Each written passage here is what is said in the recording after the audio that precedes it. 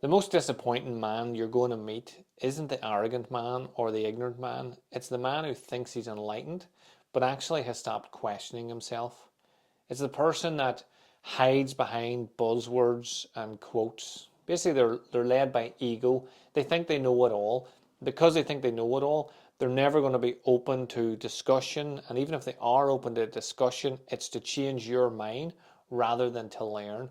And the easiest example I can think of is when I was down helping on a movie. So I was in a movie called The Legend of Ganja Boxing. Look it up. It's a great movie. It was made in Brighton, and there was loads of different martial artists there. And I met a few Wing Chun guys, and they were from some club down south of London, and they believed Wing Chun was the only art. And they did a version of Stick and Hands, and the art that I did, the Tiger and Crane system, also did a version of Stick and Hands. But what they didn't know was I studied both arts. So I had close connections to the instructors in both arts, and I studied for years with both of them, and I'm still in contact with both right now. Right now, at this moment, I'm doing the podcast right now. So when they wanted to do a bit of sticking hands, they were doing a little bit of rolling hands. I was able to use both techniques, both skill sets, plus wrestling for stance work, arm drags, and moving. So I moved unconventionally. It took probably about 5 minutes and practicing with about four other practitioners before one of them actually said, "What do you do every time we go up against you? You're able." I was just arm drag taking their back. It was a very quick maneuver, but because I wasn't doing it from the position that they were expecting, I was doing it from a different angle. I was dropping down into it, and then I was shooting around instead of staying square. It took them it took about four people to break the ego before they actually questioned, like, what is going on here? This was obviously during the break. It wasn't while filming was going on. You should look at it. It was good. I got to hit people with sticks and drag people along a pier, which is great crack. Um, it happens in all industries. It happens in like tech, in coaching, in everything that people know what they know and they think it's the way forward. This is how I've helped 100 people lose weight, so it's the only way. They're like High Rocks is a big massive thing at the minute. The amount of people that shit on High Rocks because they don't do it, but yet will come around and say that whatever you do for exercise to make you feel healthy and stronger is good. And you're thinking, well, this is where self-awareness comes back in. You make a video about one thing being terrible and then the next thing being talking about being open-minded and all-inclusive. Just doesn't make sense to me. Well, it does. It makes sense because it's just lack of awareness. So it happened a lot in the martial art world.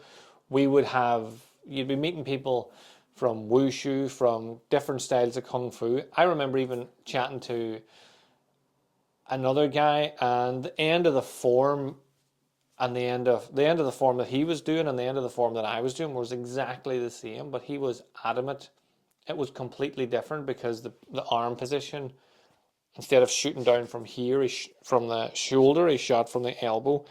So his was different and made it more superior because instead of having to travel to here, he only traveled to there. So that the mind was so closed that he couldn't actually work out why I was doing what I was doing. And he also couldn't explain why he was doing what he was doing was better than what I was doing. He just knew it was better, and that's final. So the point of this story is the more open your mind is, the more ready to shift your perspective, to shift your belief system. Like, don't lock your beliefs. Have the ability to question your beliefs, have other people question them without you getting emotional. It doesn't always mean it's an attack. And just because they are adamant they're right and you're wrong, doesn't you don't actually have to go with that. You can just go on with the rest of your day, with the rest of your life. So the illusion of awareness. Most modern men have just enough self-development to feel superior, but not enough to change. So they've read the books, they've been to the seminars. So I went to a Tony Robbins seminar. I remember having this conversation and they talked about it, and Tony's stuff's great and it's super hyped, and he left super pumped, but nothing changed. 2 weeks later he was back to same old routines, same everything. So they do just enough to feel like they know. Like I still now will talk to people. I've been doing martial arts now for about 20, just over 25 years, pretty much. And I'll talk to people that haven't done martial arts since they were 18, which is about 25 years ago. And they'll still talk to me about how they know how to do it. And if anything ever happened, they'd be able to deal with it because they did martial arts when they were younger. And you're like, well, you you might have the somehow you might have been able to retain the knowledge mentally, but your body isn't going to react physically the way it's supposed to. And the first time you get hit, it's probably going to knock all that knowledge out of your mind. So ask yourself, are you one of these people that collects just enough information to be superior, but aren't actually making any changes? So reading books, quoting, like, who's going to carry the boats? Like the amount of people that say that to you, and then you watch their training and you're like, well, fucking not you, because you're half-assing your training here. Like, rather than quoting all these people and posting memes about how you've changed your life, why not just change your life? Like, learn the techniques, like read the book and then reread the book, or read the book, do the technique from the book. Like, my book is designed not to just be read in one sitting. It's to be read, absorbed, tested, and then read the next bits, absorb, test, move forward. Like the Qigong that's in there, like the breathing exercises, they're not just to be read through and go, oh, that sounds interesting. It's put the book down, practice it, like develop some self-awareness doing that technique. See, does it work for you? See what you like about it, what you don't like about it. So don't just read the books. Become self-aware. What are you missing? What do you need to improve on? Where are you half-assing but pretending that you're actually being productive and doing something um, more than what you actually say? So information versus transformation. Again, connected to what we just said a minute ago. So the modern trap is collecting insight but rejecting ideas. The amount of times you'll have conversations with people and they have all this knowledge, but you look at their life and you think, you're not really implementing any of that knowledge. Like, the easiest example I can just pops into my head is people who watch UFC. They know all the moves, they know all the stats, they know all the fighters. They can sit in front of the TV and say to them, like, you should do a Kimura, take his back, blah, blah, blah, throw a potato at him. That was a video from ages ago, or else it was one of Tom's. Can't remember. It was definitely somewhere. Uh, but if they just, if they took, instead of the 3 hours of watching that, they did 3 hours training a week, a month, whatever, however long. I don't actually watch much of it. I just watch whatever clips my brother sends me. I still enjoy it, but I just don't feel I have 3 hours to sit down and watch other people fighting. I'd rather train or read or study or meditate or relax. So think about those sorts of conversations, the people that you're, I was going to say wasting your time conversing with. I don't know if that's the right way of putting it, but maybe it's not wasting your time, but you're letting them offload their bullshit onto you. So just make sure you're not carrying it home with you again, I suppose. So have a block up. That's usually what I do. So it's not a waste of time. It is a waste of time if you're allowing it to get through and it actually affects you. But if you have your protective shield on and you're protecting yourself, then you can chat to anyone. They can say any bullshit they want. You just won't take it on board. It won't affect you or get you riled up. So if you're open-minded, like properly open-minded, you're going to be able to have more discussions with people from different backgrounds, from different areas, and you'll learn a lot more, and maybe you'll even change your. When I first started martial arts, the first instructor I had, I believed our art was the superior art because that's what I was taught by everybody around me. And then the more I practiced and studied and did my own self-development, self-research, and trained with other people, thankfully I knew a lot of people that happened to be doing different martial arts. I realized that it's not about the art, it's about the person performing the art. So like painting, even if we use it as an example. If you're a really good painter and you get all your painting tools together and you paint a picture and you give me all the same tools, I'm going to paint a fucking terrible picture. But that doesn't mean painting is shit. It just means I'm not good at painting yet. And you are, because you've developed this skill. So think about, hopefully you're not, even if you realize that you are the person I'm talking about, you have the option to make a decision, draw a line in the sand now and say, right, I'm going to change that. I'm going to become all the things I claim I am, and I'm going to work towards those. So try thinking about that. And then one of the practices that you want to do is try avoiding the belief that you currently have that is restrictive.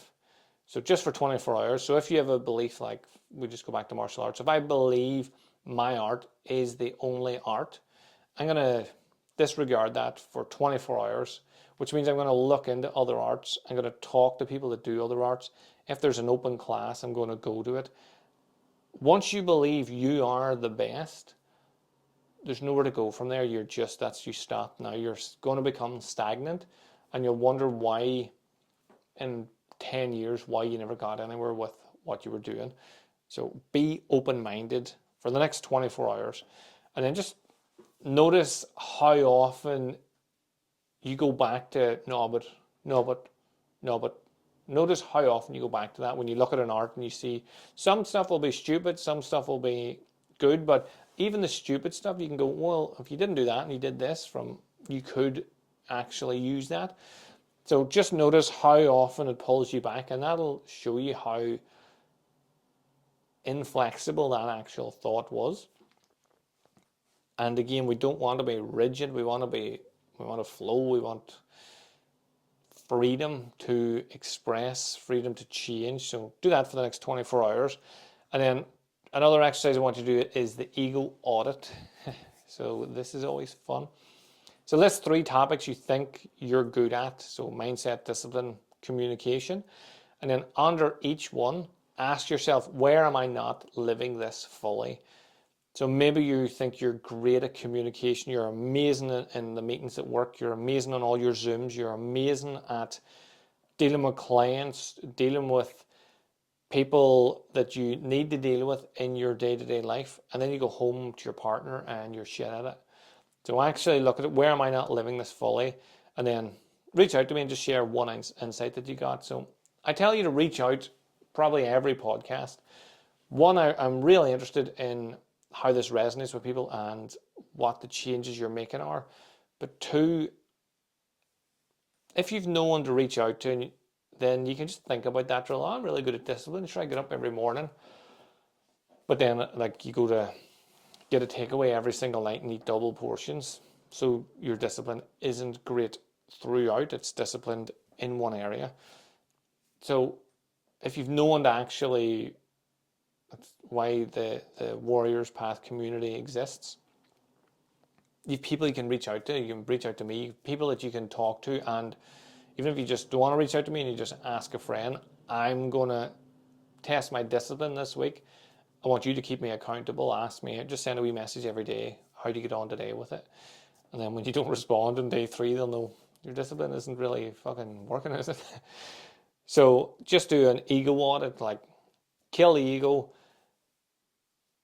There's a difference between ego and being great. It's something I'll go into this in more depth in a different podcast, but I used to get called egotistical all the time because I talked about how good at speaking on stage I was, how good at martial arts I was, how good I was at being, like, making a decision and then following through on it. And people would say it was ego, but it was backed by actual fact. Being egotistical would be if I said I was the best in the world at any of these things, because I know I'm not.